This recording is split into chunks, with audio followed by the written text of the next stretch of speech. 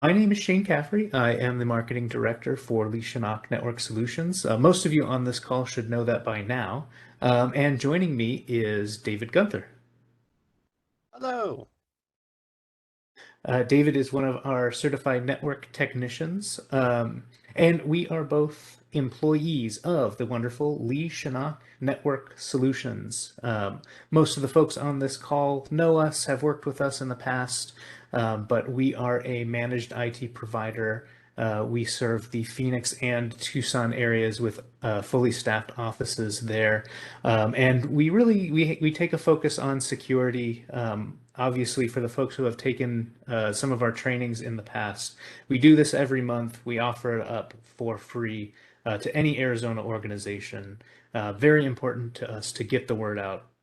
So if you enjoyed this presentation, of course, we'll have more and more in the future. I encourage you to invite some friends, colleagues, family members, whoever you think could hear the good word about cybersecurity.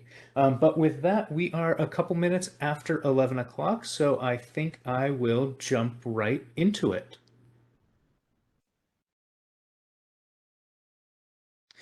So why do we have admin training, right? Well, I wanted to start out with a couple of major breaches that were the result of IT admin error. Sometimes we assume any cybersecurity breach is going to be, the 75-year-old clueless computer user who clicks on an obvious phishing email and takes down the whole company. But that's not the case, right? We know that as IT admins, you're human beings too, right? And we're just as capable of making human error as anyone else. The major Equifax breach a few years ago, the IT team was warned about an Apache Struts vulnerability. They had plenty of lead time to take care of it. They just didn't. Data on 145 million Americans, roughly, was breached because those IT admins failed to act on the intelligence that they were given. Veeam is an operator in this space, right? Their credibility depends on being secure. Their database wasn't properly secure. 200 gigabytes of customer data was exposed. Probably the bigger damage to a company like that is to their reputation. Um, it affects government too. Pennsylvania Department of Education. There was misaligned permissions where basically any user could access all of the PII of any teacher, staff, or employee in the system, right? And it was just a misconfigured permissions issue that the IT admins didn't set up properly. So all three of these, and there's plenty more that we can look at, but these are all caused by admin human error. Um, why else should we be having an admin level training? Well, compliance standards often require a higher level security training compared to your average user. So NIST, I mentioned at the top, right? That's a cybersecurity framework used by the US government. It informs HIPAA. We're going to be looking at that today. But PCI compliance, right, for credit card processing, ISO standards, they all have some flavor of requiring higher level training for people who have elevated permissions. 63% of IT professionals say that internal privileged accounts are the biggest threat, right? That makes sense because if one of those accounts gets breached, there's a lot more access that that account has. And 74% of breaches started with a privileged account. So it's really important that if we have these admins accounts, if we have these elevated permissions, if we have these privileges, we need to be more secure.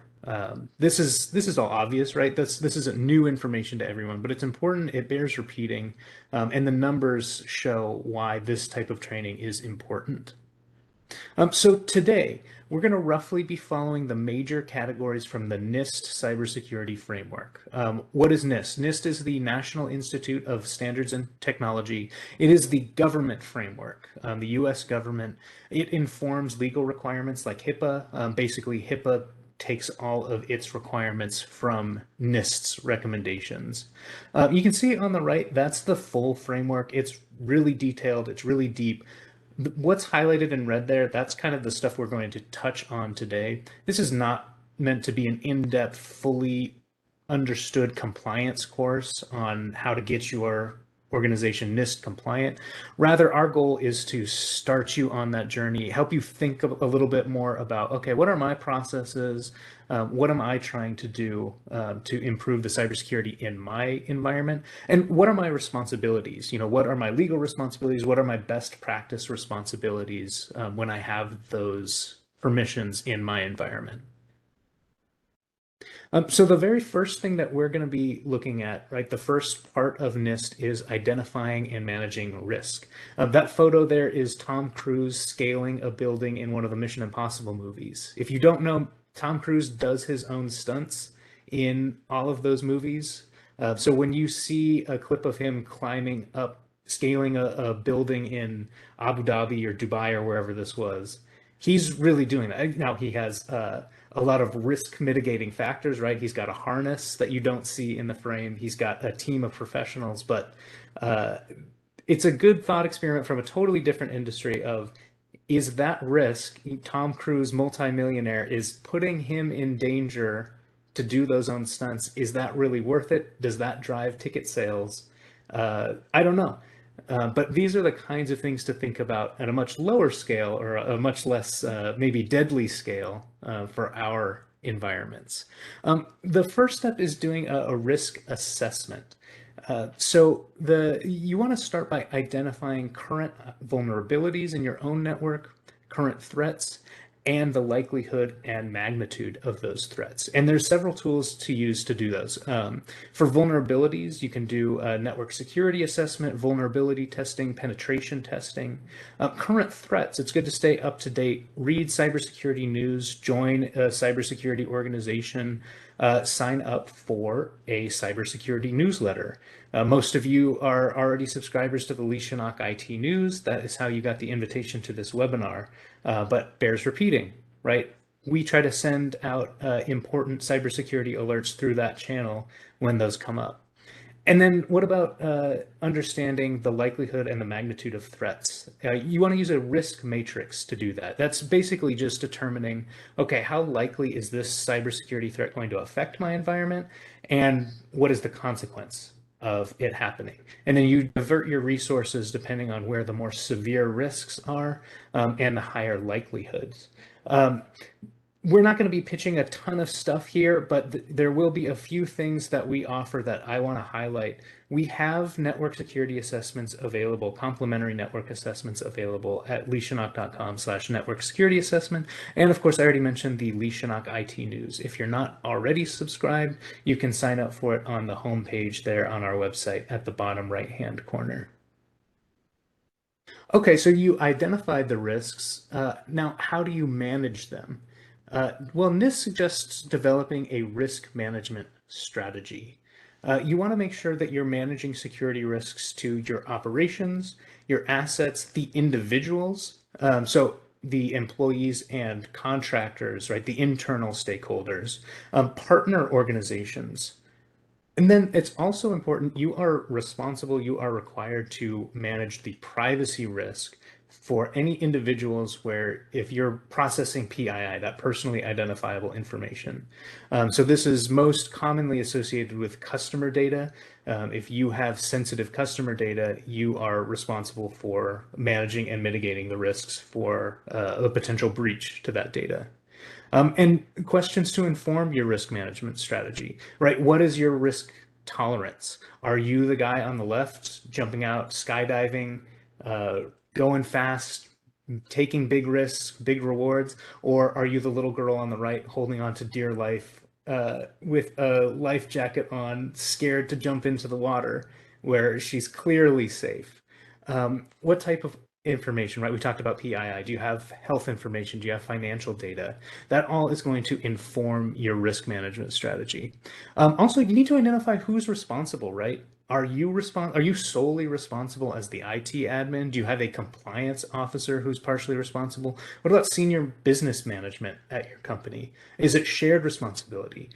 These are all things that you need to determine for your own organization and then monitoring it over time, right? Maybe you started a new division within your company. You weren't processing PII before that new department. Now you are. So your risk management calculation has changed, and it's important to update that over time.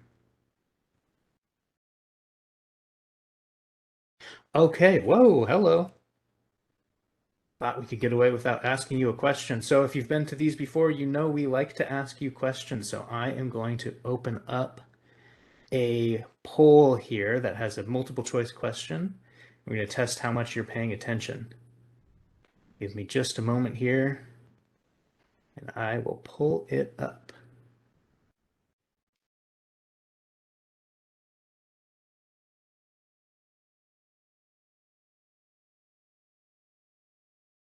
Okay, here we are. First question. Which of the following helps you identify your network security vulnerabilities? There's cybersecurity news sites, penetration testing, a risk matrix, or joining an IT security trade organization. And there's just a few minutes to answer that. We didn't start too hard on this one, so nothing too tricky.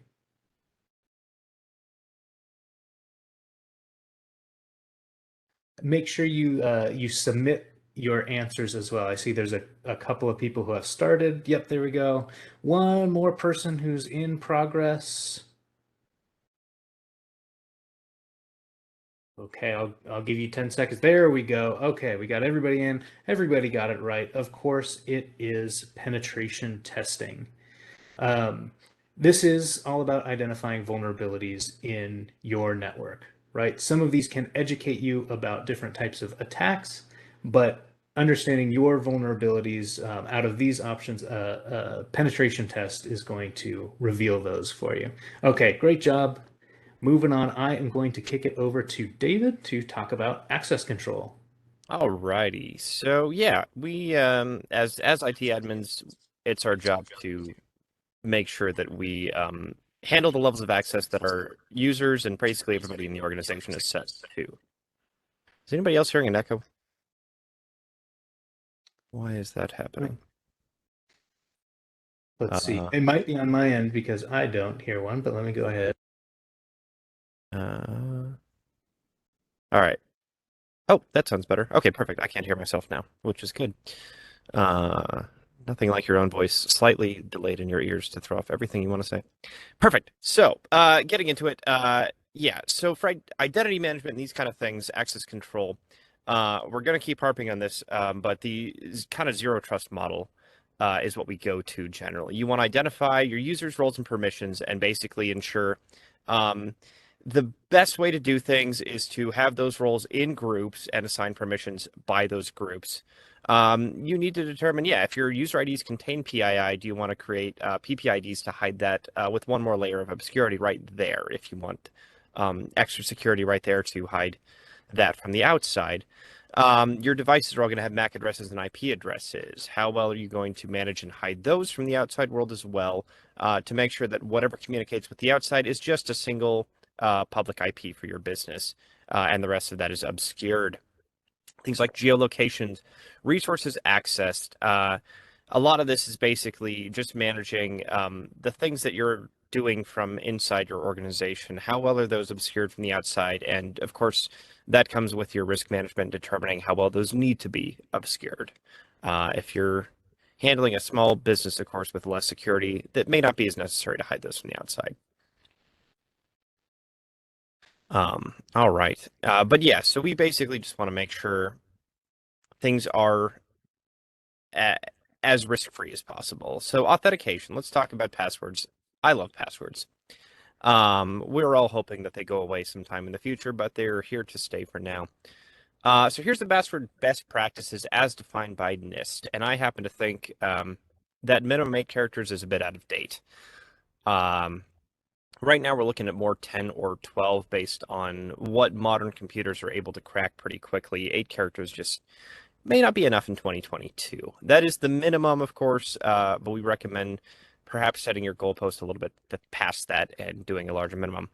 Um, Here's some of the other things that are uh, accepted as the current practices that may seem a little different from what has been password policies in the past.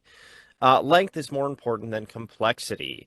If you've got a 20 character long password that's all letters, you've still got a lot more complexity than an 8-character password that's got your, standard number, digit, symbol, everything going on there. So we're going for length over complexity makes things harder to crack. However, of course, we do want to avoid dictionary words and things like that that could be cracked with a dictionary attack or rainbow tables or things like that. Don't require periodic resets. There's been plenty of essays passed around that password resets are considered harmful because they cause users to make less secure passwords or variations on other passwords that they've used. But generally, as a behavioral thing, periodic resets cause people to update their passwords in bad ways. So we want to make sure that your users are able to pick one really strong, secure password that they will then hold on to and don't need to reset, unless, of course, there is any sign of compromise. And in that case, we want to reset immediately. But yeah, in this day and age, we're going against the old school of thought, which is reset every 3 or 6 months. The current NIST standard says do not do it. You do want to check for your common passwords, 1, 2, 3, 4, 5, 6. If you have some sort of password storage or password manager that everything's stored in, that's great for vetting those out, for comparing to databases. For a lot of those, like LastPass managers, we'll even check up against online databases like haveibeenpwned.com to see if there's any breaches that have affected those user credentials that you've got. And so those are really, really kind of cool what they can do. So we highly recommend using business level password managers because it lets you have a lot of control over seeing what your credentials your users are using and really enforcing all of those things without having to kind of do it on an individual level. All right. And then, of course, multi-factor authentication covers everything that passwords cannot. We recommend enabling that on privileged, non-privileged accounts, requiring it for remote access, required for third-party apps. Anywhere you can apply MFA, apply MFA. It is slightly inconvenient for your users, but it is so much more secure in terms of, making sure that the credentials are not the only gateway to somebody logging into a user account. And even for the privileged accounts, which oftentimes those will have it disabled on there. We do recommend turning it on for that as well. Least privileged access is one of those aspects of that zero trust relationship that we're talking about. So privileges should be absolutely no higher than necessary to accomplish the required organizational missions or business functions. Your users should be in a role. That role should have a group assignment to that. And that group should be only allowed access to what that group needs to do its job. And if a user needs access to some more resources from another group, you can add them to that group either temporarily or permanently if that's something that they need for their role. But we want to basically define it so users are only given exactly what they need to do their job and nothing else. So from the lowest of your interns to the CEO of the business, there's no reason to give them access to stuff that they're not using for their job. So basically you want to make sure if those accounts are compromised, there's a severely mitigated access, and so there's as little damage they can do as possible. So just basically, you want to be assigning those groups, and then you want to be regularly auditing to make sure that nobody's a member of groups that they shouldn't be in, and that they don't have privileges or access that they do not need anymore for their job. And of course, being very on top of making sure that terminated users are taken out of all systems that they may still have access to as quickly as possible. So use those security groups, use the UAC, use the tools that Windows and all these servers build in to let you do these jobs and make sure you're auditing frequently. And of course, physical access management. Yeah, just as important as your cybersecurity, you need to make sure that physical people cannot get in. As we know, social engineering is one of the greatest and most easy things to do as a hacker. From what we've heard from a lot of people who have shared their stories of past hacking days, if you read those, 90% of the time they walked into a building somehow and got access to everything they needed to get into a system. So do not forget to lock those systems, lock those server rooms, use those lockable cases. I've certainly walked into plenty of job sites where they've got a big fancy IT case with all the security bells and whistles, and nobody locked it. You can just open that thing right up and get to it because somebody wanted access to the switches and things easily. So make sure you're locking those. Make sure after hours everything's locked down, and during hours that there's very limited access and that everything is locked when nobody needs to get into it.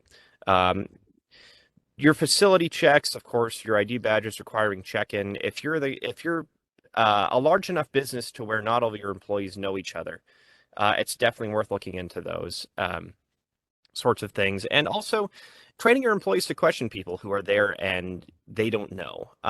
It's always a good thing if somebody doesn't have a badge or a visitor pass to just ask, why are you here and what are you doing?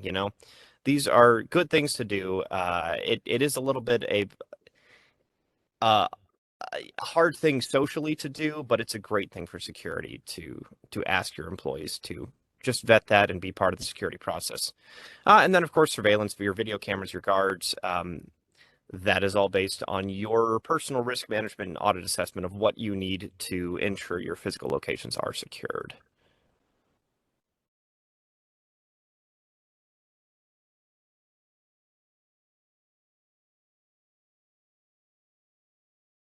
Shane, I can't hear you. How's that? That's better. Okay, I think I'm the problem with my muted mic, so I'll have to be good at that. We're still on the step 2 of the NIST cybersecurity framework. That's part of Protect. I want to draw your attention to the graphic on the right-hand side. This is from NIST. This is sort of the continuum of training according to this standard. So at the very bottom there is awareness training, right? This is the security awareness training that every user in your organization, whoever logs into a computer, is required to take. You're responsible for making sure that everyone is trained on that. As you go a little bit higher, there's more security basics and literacy. That is really designed for people. That's more like what we're doing today, right? That's people who are working with the IT systems. It's a little bit of a deeper level. As you go higher and higher, you reach education, right? These are your degrees. These are your certifications. This is a much higher level. This isn't what we're talking about. Um, and in between those, there's the functional roles and responsibilities. That is going to be where you're responsible for training your people. So you have your own systems, right? There's no way in a training like this where we open it up to the public where we can train you on your specific system, your specific software, your specific tools. But it's important that anyone who's using those tools obviously knows how to use them.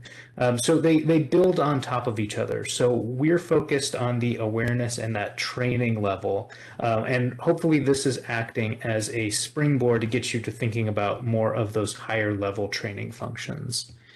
So the cybersecurity awareness training, looking a little bit deeper into that, we have here train everyone in the organization at minimum once per year. That is not a NIST requirement. What you're going to find with NIST, with a lot of compliance standards, they're not super prescriptive, right? They don't say you have to do X. What they'll say is you have to do X, as in you have to do a training. The content of that training, the frequency of that training, who is involved with that training, that is all up to you. So our recommendation and the sort of business best practice that we see commonly is require everyone in your organization to receive training once per year. We talked about the IT Security 101. That's what we offer. IT security tips anyone can use. That's our other solutions for the common worker webinars are good for this as well. Mobile device security, for example, is another webinar that we have that's in that same series. There's also a recommended training aspect or hands-on aspect to the training. Commonly, this looks like a simulated phishing attack where an organization like Leashonock will send you a fake phishing email. We see how many people fall for it. We track the stats, and then we report to the whole organization, hey, you guys are great. Nobody fell for it. Or unfortunately, we have 10% of the company, 20% of the company falling for phishing emails. That NIST recommendation is to get more than just a once a year webinar, is to do the webinar training, do something that's a little bit more hands-on, and do it more often if you can, if it makes sense to do it more often. It has to include basic cybersecurity literacy, how to recognize attacks, right? What does a social engineering attack look like? What's a phishing email look like? What should I do when my computer starts acting weird? Who should I report that to? Um, there's also a certain level of end user responsibility, right? We're talking about IT admin responsibilities today, but we know we can't sit down at everyone's desk and babysit them all day long while they're using their computer. They have a certain level of responsibility for protecting the organization as well. So, where does that responsibility line get drawn between user and admin?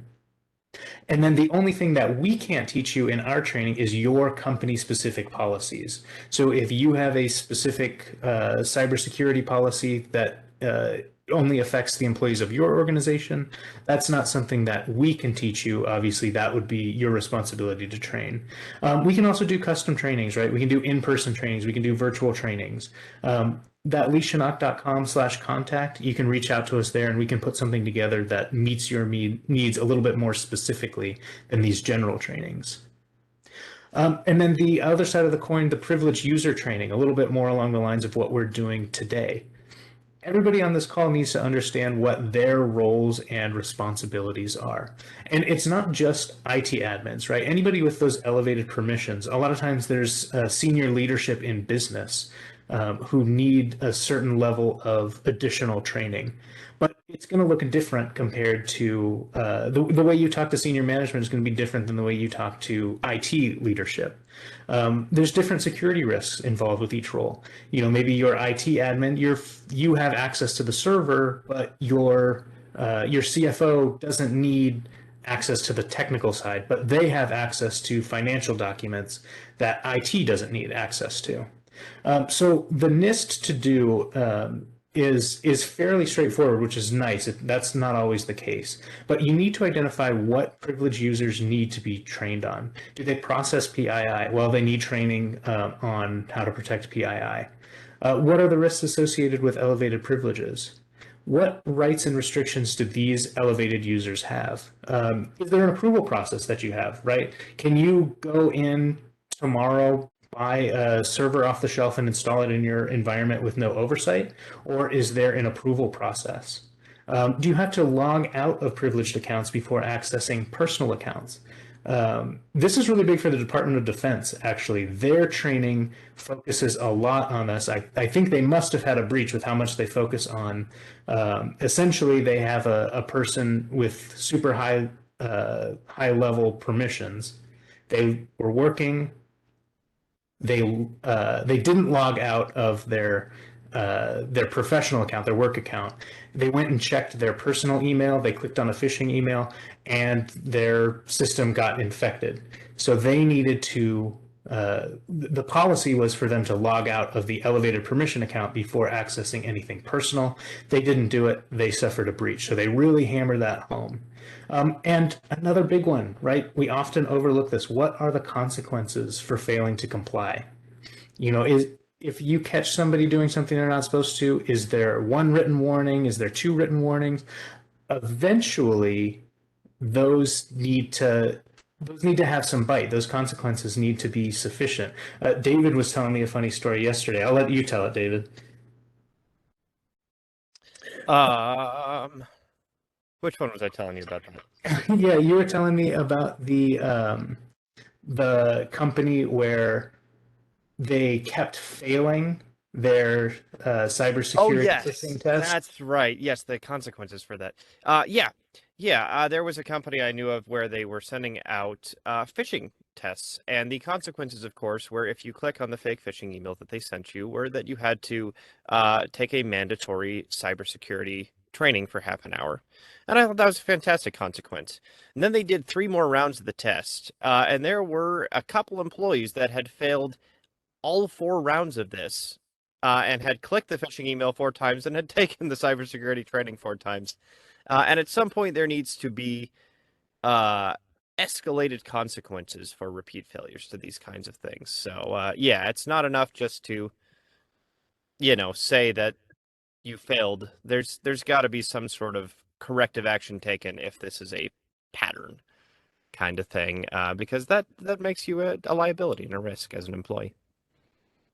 So don't be like that company, which I will not name. All right, so let's talk about data protection. Keeping your data safe, at rest and in transit. So these are kind of the two states of data, as you could say. At rest, of course, are your storage medias, your non-digital files, your paper copies of things that are stored, your servers that you have on site. It's important that when you're done with the data and you absolutely don't need it anymore, you have a destruction policy. So, of course, your paper files and things like that, your physical media, your physical hard drives that you've retired are destroyed and that you have ensured that they are completely gone. There's, of course, companies and services that will do that for you. Your data encryption, what are you using there? um, to encrypt things, and are you applying that specifically to more high risk data? A lot of the policies that we see often are if you've got desktop computers and servers on site, you don't necessarily need full drive encryption. But if you've got laptops that employees are taking out of the building, those are the things you kind of want to employ that BitLocker and or other whatever full drive encryption option that you choose to ensure that if those get stolen, and they're much more at risk to be stolen if they're going with people, that they are protected. I know I heard of a recent event where somebody was carrying hard drives in a backpack, and that backpack got taken, and now you've got valuable data out there. So that those drives, if they're being swapped out in some sort of backup solution like that, that's the kind of thing where you want to think about, yeah, what sort of encryption are we employing on these to ensure that if somebody else gets access to this data, it's not a liability. All right. And then, of course, in transit, I just gave an example of physically in transit, but of course, you want to handle in transit electronically as well. So, your email encryption, your wireless access, your VPN for remote access, those kind of things, any data that's going outside of the company needs to also be protected. As long as it's valuable data, you need to ensure that some level of encryption is applied to that to protect your company data that's flowing outside of the company building. Yeah, so you want to basically audit your drives, make sure that you've got your storage, make sure you're doing audit logs on your drives, make sure they don't fill up and you have to deal with those kind of problems. Your power supplies, your UPSs on your servers and important things like that. Make sure that in the event of, power surges or power loss, that they are protected and not going to suffer. Your BCDR, your disaster recovery plan, is critical. We know they're the most boring things to make, but when those disaster hits, and it's always a win, not an if, you need to have that, and you need to be able to pull that up at a moment's notice and go, cool, we've already got the plan. Let's execute on that. Your denial of service planning, how much protection do you need against that? If somebody hits your website with an attack, is it a big deal? Is it something that needs to have, some load balancing and things like that planned so that that doesn't go down? Or, is it the kind of thing where if it goes down for a couple hours, it's not a big deal and you can recover from that point? Data leaks, info flow controls. Where does your traffic go? Where does your data go? Make sure you know where it is going, and that you have a secure tunnel if it is going somewhere unsecure. Your principle of least privilege, just like we're talking about with that zero trust, make sure the data can only be accessed by those who need to access it, and anybody else is blocked from it. And make sure that you've got auditing on. If you've got severely critical data that if it needs to be checked for changes and things like that, make sure that you've got some sort of auditing method or integrity checks based on that. So nobody can change it without your knowledge. Um, you don't want to get a bad actor who starts deleting things and you've got no way to recover or determine who did it. And then, of course, not just your data, but your software, your firmware, things like that, integrity checks, hardware tampering checks, too, if you've got severely mission critical hardware that you want to make sure that nobody's able to touch without permission. Just make sure that you've got auditing, you've got trails, you've got change management things implemented for the things that you feel it is warranted for in your organization. Okay, let's look at some of the protective technology. We've talked a lot about policies. This is a little bit more focused on the tech. Again, I'm going to reiterate that these compliance standards like NIST aren't as prescriptive as we might like them to be. It's not a like, oh, you need a firewall, you install a firewall, and you're compliant. That's not really how it works. But there are a few things where they say you should have this for this scenario. One, requiring VPN for remote access. Setting your wireless connection policy. So you want to make sure that your employee and guest networks are separated. You want to tie access to the Active Directory. So when an employee is terminated, you don't have to reset the entire password for everybody in the organization, right? You just disable that account in your AD. Um, Denial of service attack prevention. David talked about that a little bit. This is one area where they say a firewall is important, right? We know that we should have a firewall for more than just this type of attack. But when we're looking in the framework of NIST, they say, hey, for specifically for denial of service, implement a firewall. Make sure you have enough bandwidth. So if that attack does come through, you have a little bit more wiggle room.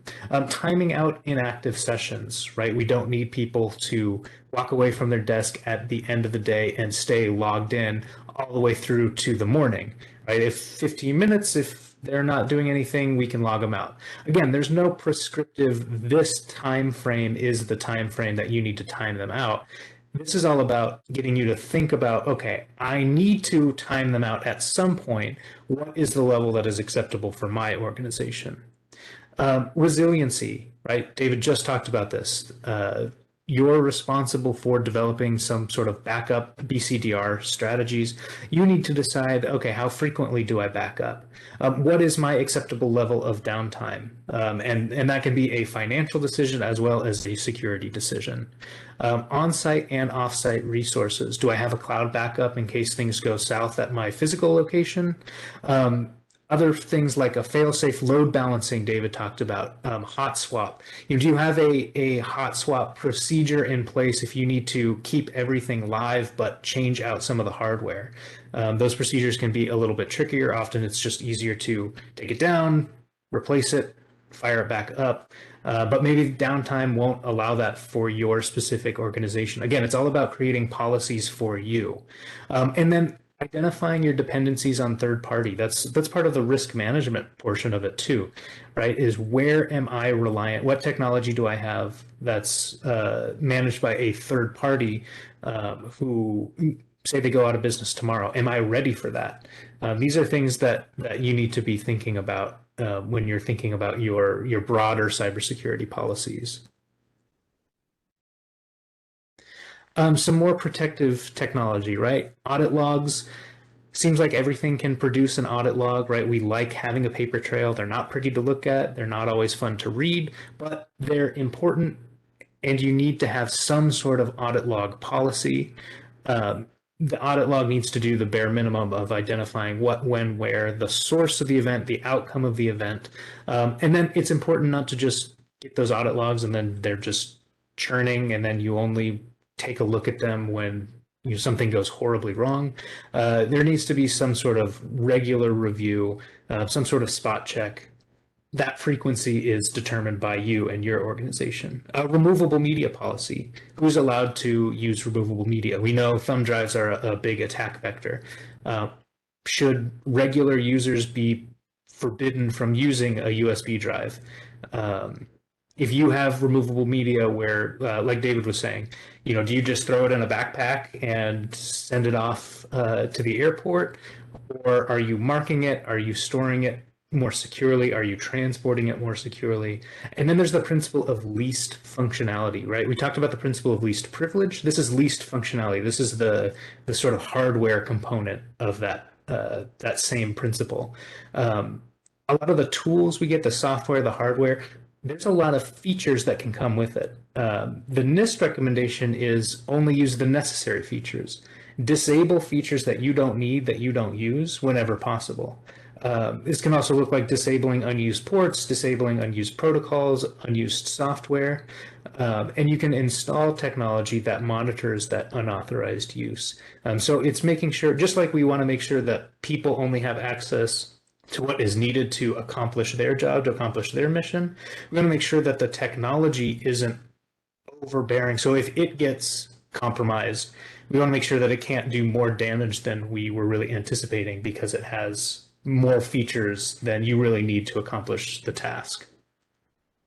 Okay, another knowledge check for you. This one's a little bit trickier. Let me get that opened up.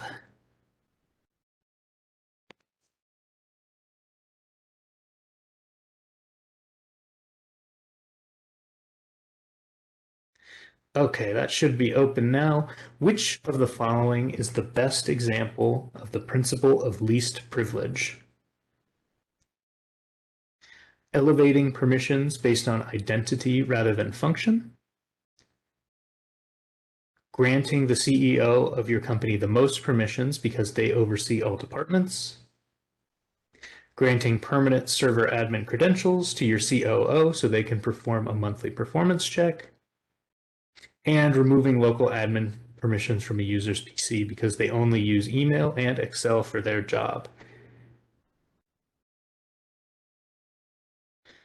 Okay, I see most people are coming in with the correct answer. Good. I see one more person's working on it. Okay, there we go.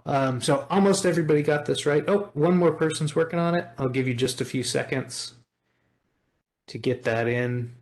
Excellent. Thank you.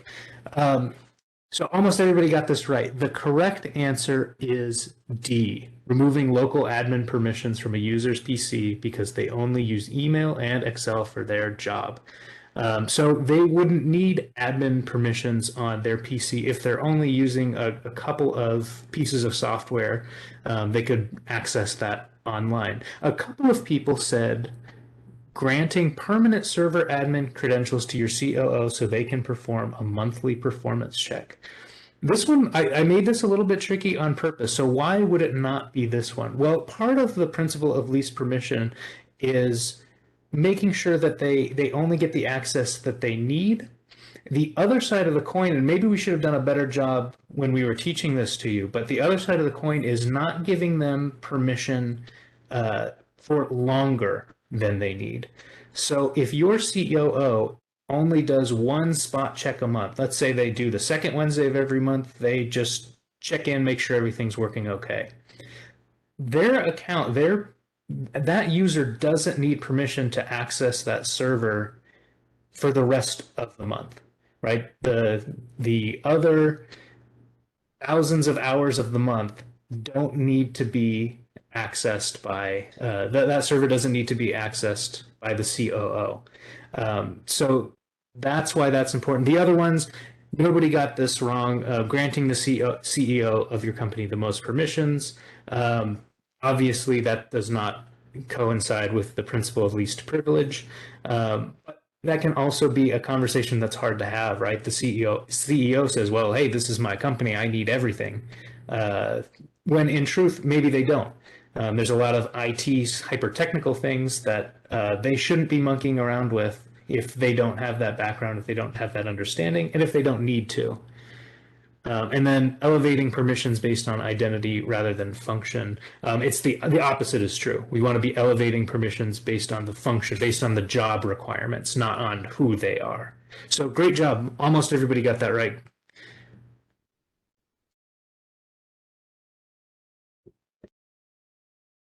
All right, I believe that is back to me for detecting security events. Uh, it's always critical to know what when things happen, and they will happen, as we always say, it's a when, not an if. You want to know as soon as possible so you can take action, implement the plan that you have, of course, developed beforehand, and get on that right away. So continuous monitoring is defined by NIST as monitoring that is frequent enough to make risk-based decisions.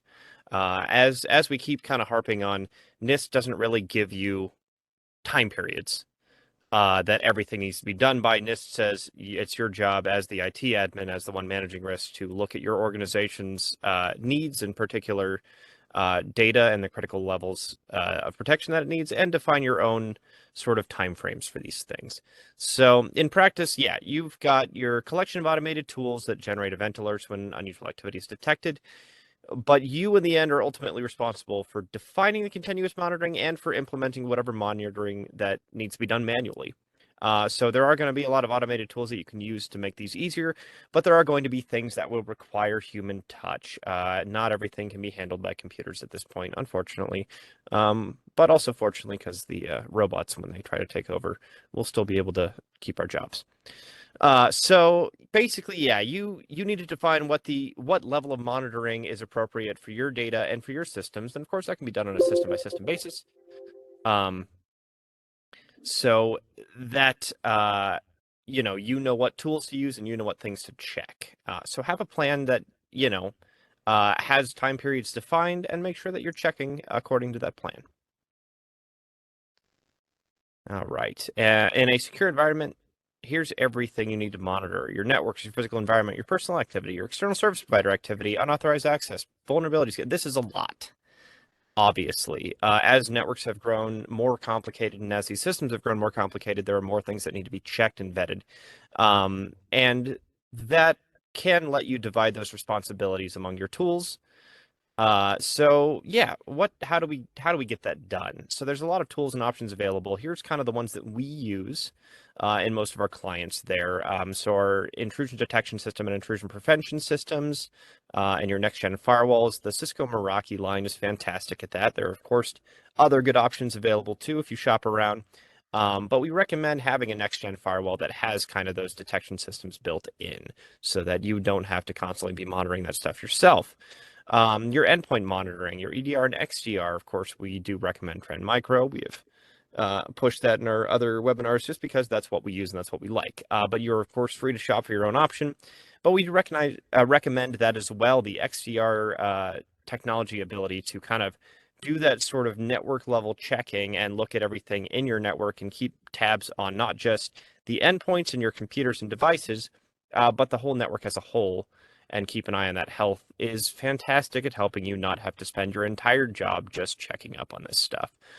So build the tools or purchase the tools, implement them well, make sure your alerts are set at a good level for you, and then check those things according to the plan that you have developed to ensure that you are keeping on top of any potential risks, checking the high risk stuff more often and the low risk stuff as necessary.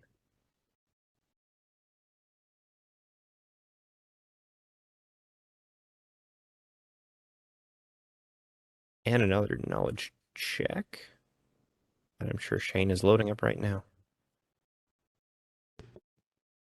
Yes, here we go. Okay, opening it up. Before I jump on this question, I just want to address Arnaldo's question he had for me. He had to step away. I just want to give you a heads up, Arnaldo, that yes, this is being recorded and I can share it with you. But onto the question. According to NIST, let me open it up for you so you all can see it. There we go. According to NIST, what is the minimum frequency for checking physical security barriers like locks on the server room door? As often as your organization decides is necessary for your risk tolerance? Is it weekly? Is it monthly? Or is it matching the physical monitoring frequency recommended specifically for your industry?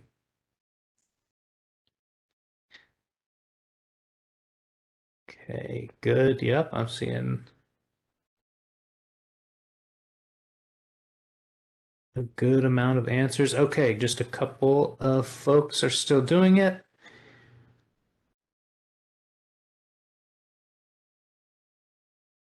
Okay, everybody's in. Thank you so much. There we go. Now I can close it. So the correct answer, we got a little bit of a distribution here. The correct answer is as often as your organization decides is necessary for your risk tolerance, right? That's what we've been talking about with NIST, with some of these cybersecurity compliance guidelines. They don't set hard and fast rules about you need to check it every single week or you need to check it every single month. They say you need to check it. The frequency, how you go about checking it, that's up to you. That's up to your level of risk. Um, the other answer here that was thrown in, a little bit of a trick answer from me, was matching the physical monitoring frequency recommended for your industry. Uh, that may be a good fit for you. That might be the right choice for your organization.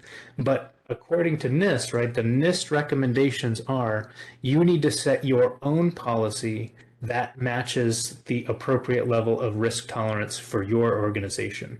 So it's a very self-directed approach, and that's what I hope you take away from this.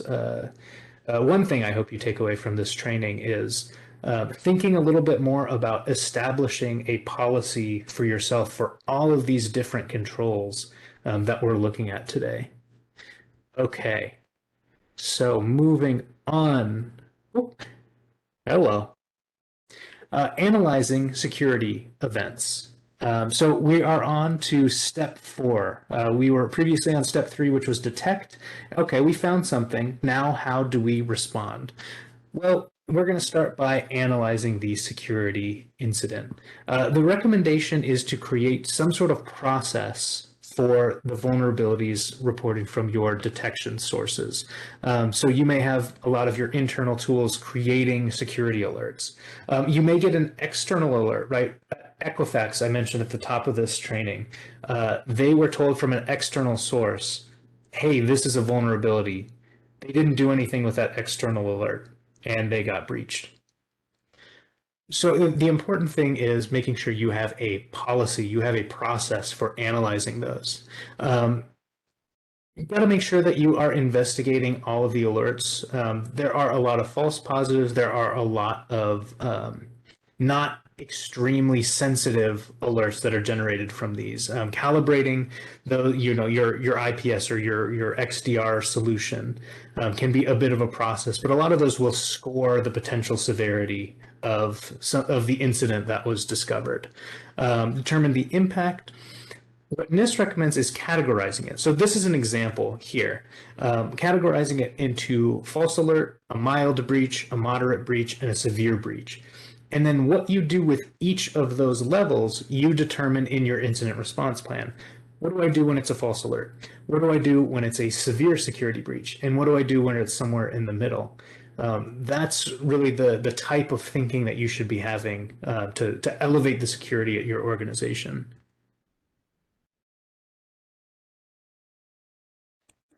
All right, and then let's talk about mitigating threats.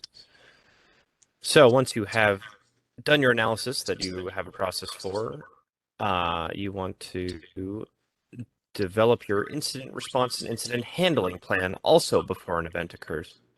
Shane, could you hit mute or whatever needs to be done to help me stop talking to myself? Thank you. Cool. All right, so again, we're going to keep harping on this the whole time, and we've been having the plan before something happens is critical. It is, of course, boring work when nothing's happening, but it helps so much when, not if, those eventual disasters will happen. So you want to have your plan and have it contain all these steps in here to contain the threat, isolate it to the extent possible, make sure that it cannot cause any more damage, mitigate the incident, stop, minimize, and or reverse the damage that is being caused. And then, of course, new vulnerabilities are either mitigated or documented as acceptable risks. These are kind of the 3 key steps that are going to be on your emergency response plan that are going to let you respond to that. And, of course, this can be as detailed as you like for different kind of security breaches. Obviously, your ransomware threat response is going to be a little bit different from your disgruntled employee deleted a bunch of stuff and walked out, or maybe not. That's kind of up to you and how detailed you want to get with this. Cool. But those are basically the 3 major outlining things that you want to have and be ready to um, take action on. Okay, so you've analyzed the threat, you've mitigated the threat. Now, do you have to talk about it? How do you communicate that threat event? When something occurs, again, you want to have your communications plan in place before anything ever happens. Just like you want your incident handling plan in place, you want your incident communications plan in place.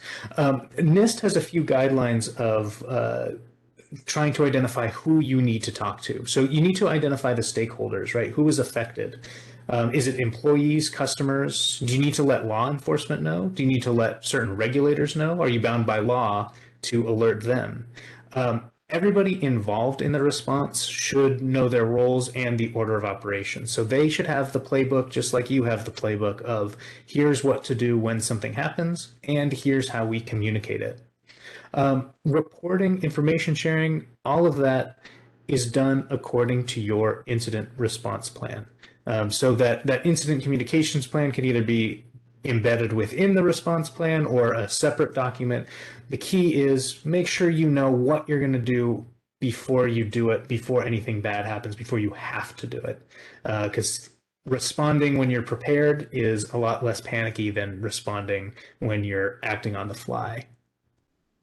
Okay, this is our very last question for you. We are coming toward the end here.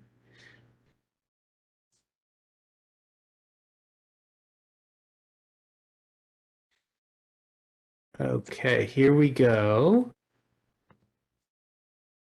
Opening it up here.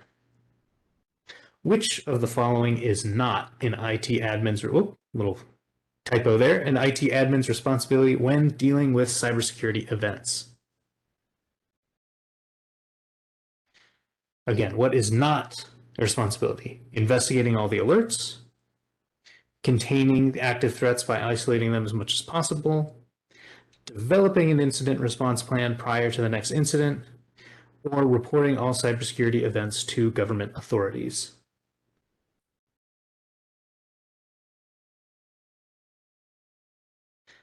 Okay, yep, I see most people are still working on it. Don't forget to submit your answer once you're ready. Here we go. Okay, I'll give it another 10 seconds. Okay, looks like just about everybody's in. Perfect. One more person started. There we go. Okay, almost every single person got this right.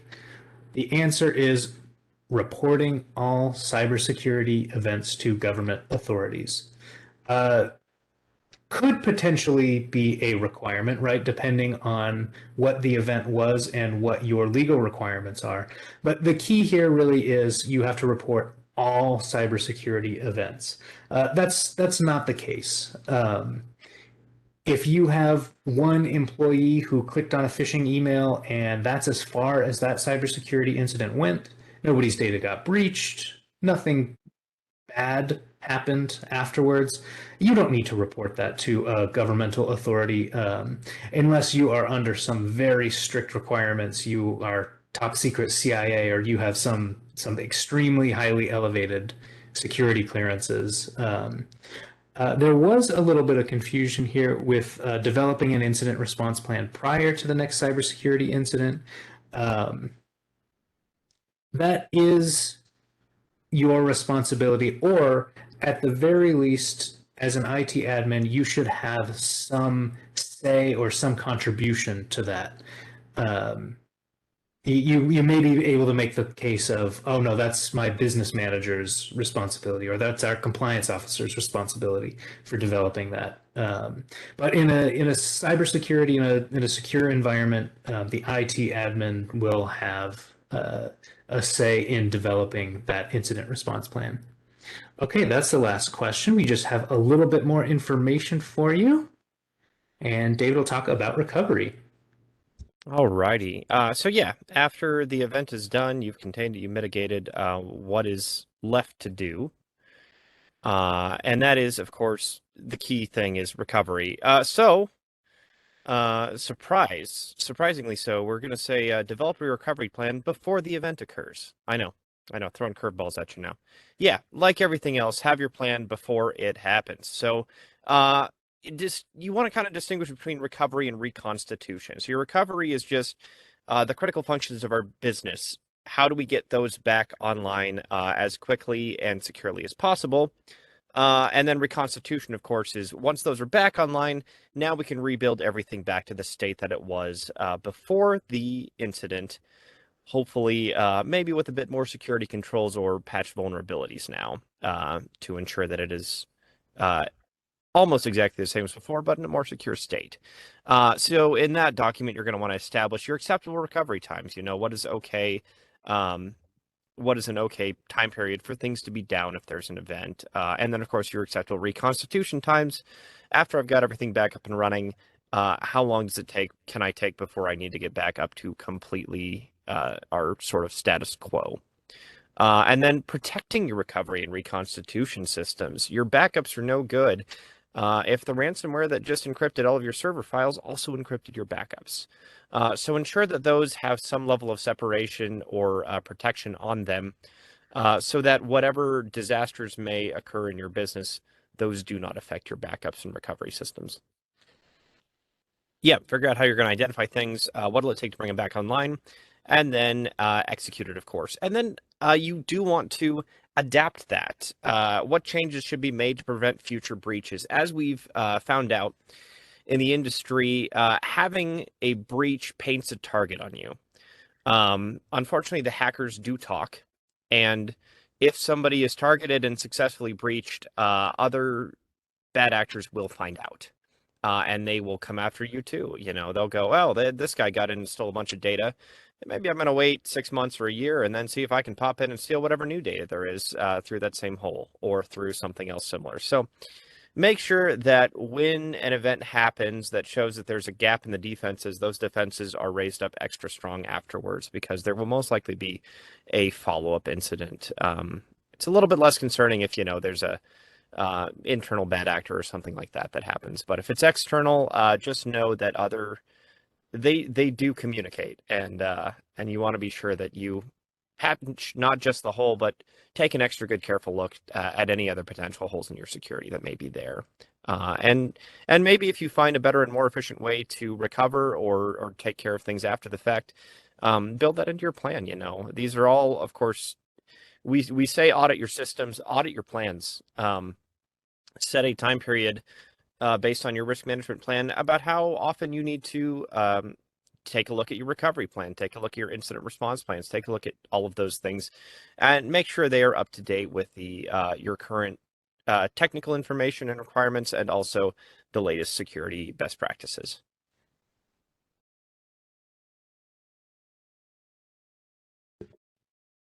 That knowledge check was a lie. I don't have another question for you. You got off scot-free.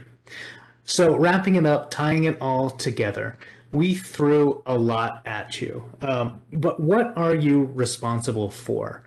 Businesses are responsible for developing their own cybersecurity policy. You, as the IT admin, you're responsible for informing, implementing, and enforcing those policies. We can use these compliance standards like NIST that we that we briefly talked about today. We only scratched the surface. Use these as guardrails, but they are only partially prescriptive, right? They only say to a certain extent, here's what you need to do. They are better at encouraging the development of your own cybersecurity policies that meet the needs of your specific business, meet the needs of your specific industry. And compliance is an ongoing journey, not a static destination. If that is a goal for you, the more you dig deep into it, the more you'll learn. Okay, I will never ever be perfectly 100% at the goalpost, but I will always be striving to be better. And we're here to help, right? There are a lot of services that we offer that help you elevate the cybersecurity of your organization. Most of you on this call are familiar with what we offer, but I have been learning there's some gaps in knowledge in terms of our full feature set. So I want to take just a brief moment. I promise not to twist your arm too much with the heavy-handed marketing messages. But we talked about identifying threats, right? We're here from the start. We can do those network security assessments we talked about. We can do penetration testing. We have the Lee IT news. For protecting, right? We have this type of cybersecurity training. We also have cybersecurity training for everybody on your staff.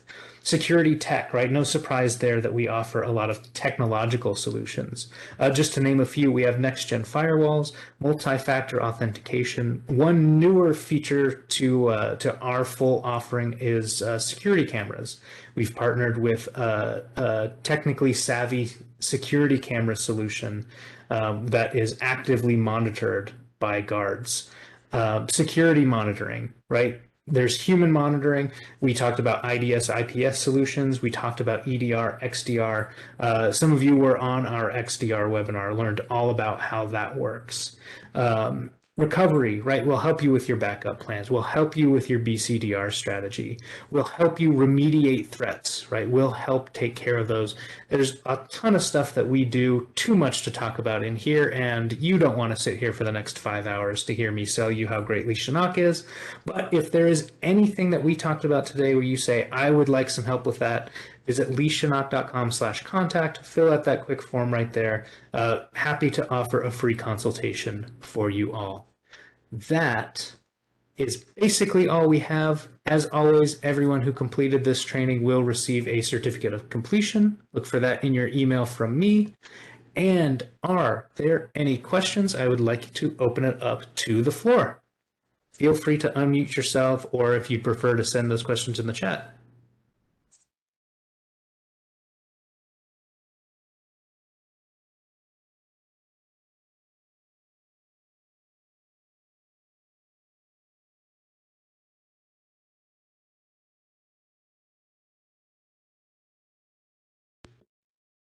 Okay, I'm having myself muted just in case. I'm not missing anything, am I, David? Not that I can see. Brianna, you said who's calling in? Yeah, I see a call-in user 2 listed, and I want to make sure that everybody gets their Grubhub gift cards. So I just want to know if by chance that participant can state their name, so we can make sure it gets sent their way.